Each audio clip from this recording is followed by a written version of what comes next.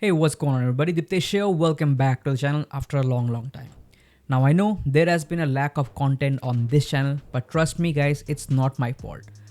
The gaming PC market for both laptops and desktops has been incredibly lackluster of late. Like products have either been lackluster, they are not innovative enough, they are not exciting enough, or they have been extremely overpriced, or they are both lackluster and overpriced, or they are straight up just not available. Okay, the gaming laptop market is even worse, and that's what I'm going to talk about in this video. Okay, the upcoming RTX 50 series of laptops is looking like to be one of the, or probably the most disappointing generation for laptops in the last decade. The RTX 40 series was kind of decent in some regions, but the RTX 50 series is looking to be just disappointing throughout the lineup. Okay, and yeah, and what's worse is NVIDIA's insanely misleading marketing tactics that they have been deploying left, right, and center. It is insane. Like sometimes I wonder, how is this marketing even considered legal?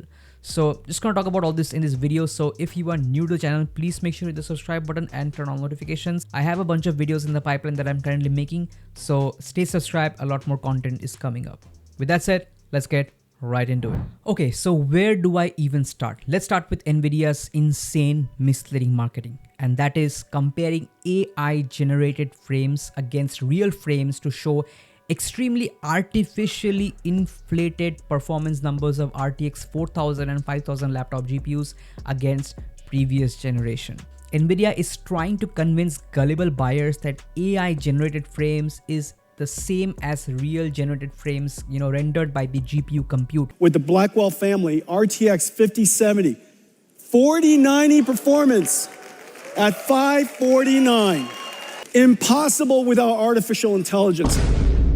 And I'm shocked to see comments down below where people say that they're gaming at 60 FPS with frame generation turned on, and it just baffles me. How is that an acceptable gaming experience?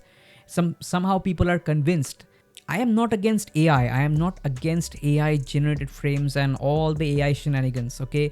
But as long as your implementation of AI does not result in the actual improvement in responsiveness of the player input, then you cannot compare that with real performance. That is just not acceptable, okay?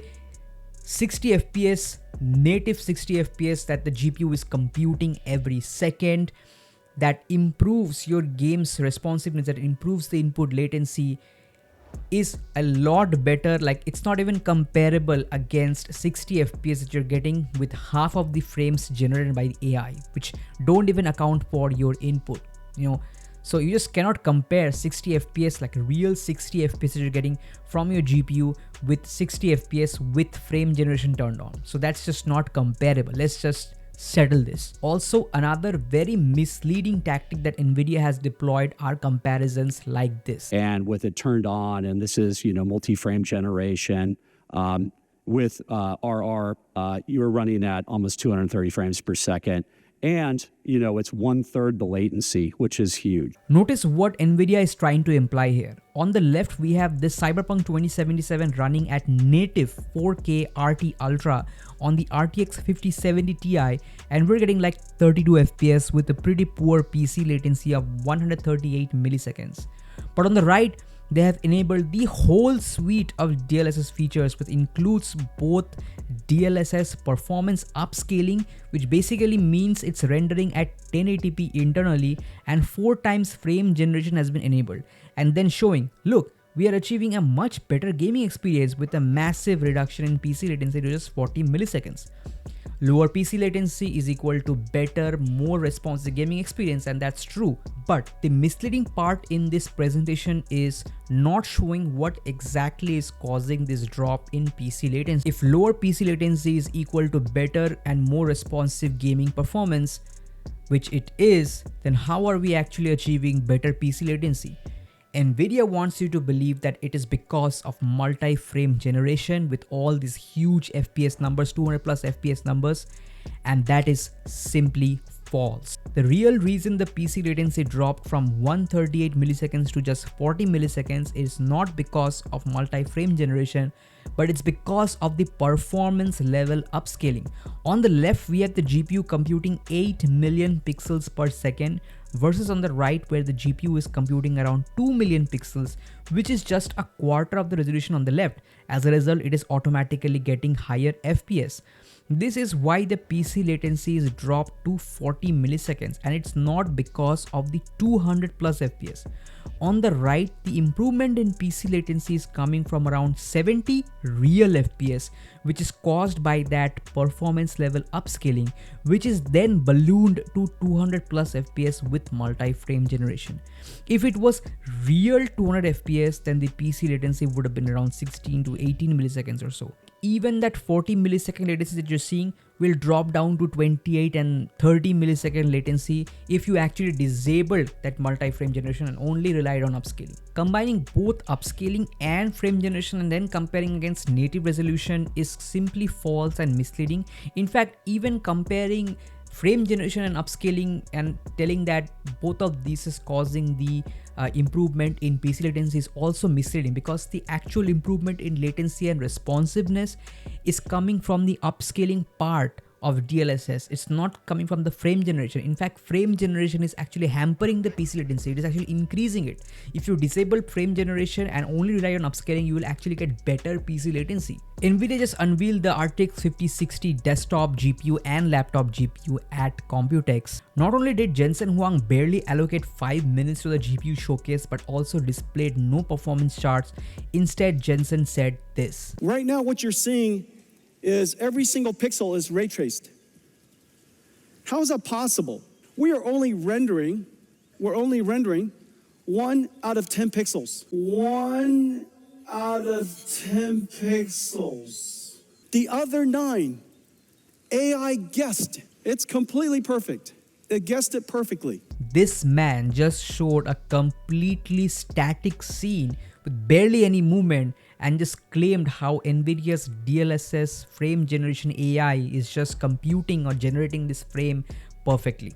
Just unbelievable. How are people getting behind this? Now, coming to the actual products, it is once again very lackluster. The problem is with the RTX 5070 mobile, and this particular GPU is actually creating all the issues with the entire product stack. Okay.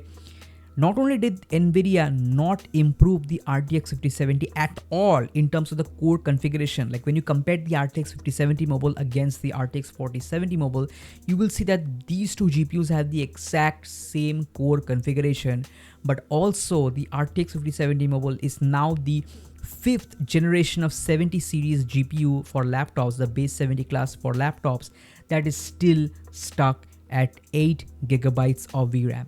The GTX 1070 mobile came with 8 GB of VRAM like I don't know how many years back. It is crazy. The base 70 series class for GPUs has always been that GPU that will give you or let you experience that premium high-end gaming experience without having to spend a lot of money. The 70 series has always been the perfect entry point for enthusiast performance without having to spend enthusiast level of money. Unfortunately, NVIDIA has made the base 70 series GPU for laptops a complete joke. Like, there is no improvement, still stuck at 8 GB of VRAM, and they are still charging 70 series money for this. Like, this particular GPU has absolutely destroyed the product stack, in my opinion. And 8 GB of VRAM simply kills the RTX 5070 mobile for me. I never recommended the RTX 4070 mobile before, just because of the 8 GB of VRAM, and I cannot recommend the RTX 5070 mobile. I do not care how much better the RTX 5070 mobile is over the 4070 mobile, although I doubt, and I have seen some benchmark numbers from Notebook Check, and there is barely any improvement. But even if there is a huge improvement by some miracle, I do not care. I do not care how much improvement a particular GPU brings over the previous generation if it is still stuck at 8 GB of VRAM. In fact, I cannot recommend any 8 GB VRAM laptop over 100,000 rupees or 1 lakh rupees in 2025. I have the Lenovo Lock with the RTX 4060, 8GB of VRAM, and I have faced plenty of issues with multiple games where the games run out of VRAM even at 1080p. Like even games like Horizon Zero Dawn remastered at ultra textures, the maximum texture resolutions. Same with Forbidden West, maximum texture resolutions. Even games like The Last of Us Part 2, you've got games, even GTA 5 Enhanced Edition at the maximum texture resolution with maximum RT enabled, you run out of VRAM. I mean, the game doesn't crash or anything, but the FPS reduces by a lot. It's not a pleasant experience. I mean, like, you would be spending, like, if you spend over 1 lakh rupees on a gaming laptop and you just cannot even play some of, I'm not even talking about the absolute latest games, I'm talking about games from like 2024 or 2023. If you cannot play them at the best texture quality settings, then what's even the point?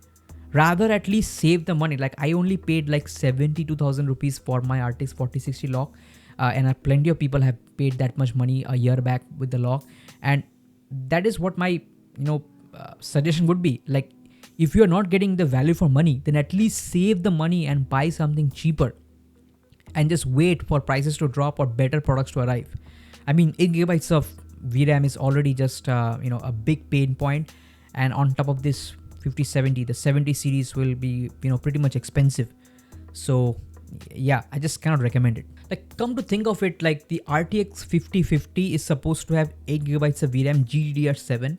So the 5050, the 5060, the 5070, they are all having the 8GB of VRAM. So basically what NVIDIA has done is they have made the 5070 as entry level. The 5070, the 70 series, base 70 series is now considered as entry level. And if you want to get more VRAM, then you have to spend a lot of money to get the RTX 5070 Ti laptop. Okay, that one has 12GB of VRAM, but you have to spend a lot more money to get access to that 12GB of VRAM. Just unbelievably greedy upselling technique applied by NVIDIA over here. So yeah, basically I don't care about how much performance improvement a particular GPU brings, compared to the previous generation, if that GPU is still stuck at 8GB of VRAM. End of discussion. And you know what the irony is, that NVIDIA, the biggest features that NVIDIA markets, that is ray tracing and frame generation, the irony is that both of these features require more VRAM. Like, if you enable RT and if you enable frame generation, both of these features increases the VRAM utilization, and the lack of VRAM is the biggest issue with RTX 50 series laptop GPUs, at least the mainstream ones that people can actually afford. Alright guys, that was it for this video. I just wanted to talk about the lack of content on this channel, because just stuff just does not move in the PC world right now. It is just pretty boring, lackluster, disappointing.